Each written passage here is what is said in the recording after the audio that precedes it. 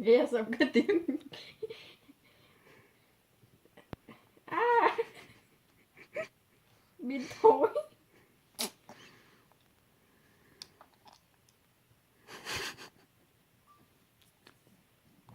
Pin thối cắn đau phết.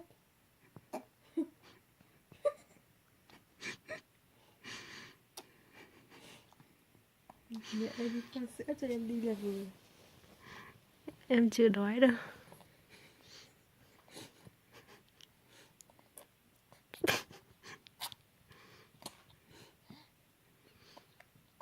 Chịu nổi không? Có cái mặt nguy thơ. Trời ơi. Nó cắt. Nó nhây cái khủng.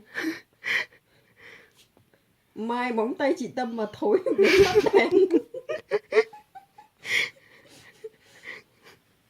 Ôi giời ơi con ơi. Chị Tâm đi đi vệ sinh mấy lần liền. Có vẻ như là béo ngậy nhá. Mà chị Tâm mới uống cà phê xong thơm phết. Ngon Trời thế. ơi sao? Món này mới. Không cho đấy. Cái mặt.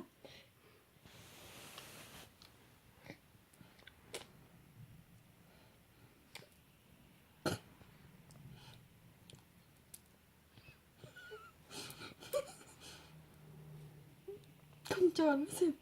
Giật thôi đi. Giật bánh cái vòng của tôi bây giờ.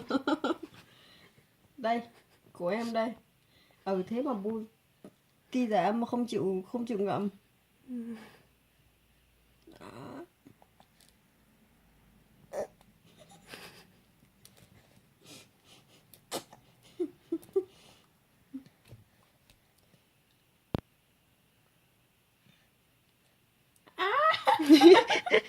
Nó cắn. Trời ơi. Hôm nào mà thêm mấy cái răng trước cửa nữa chắc tay chị Tâm lát bét.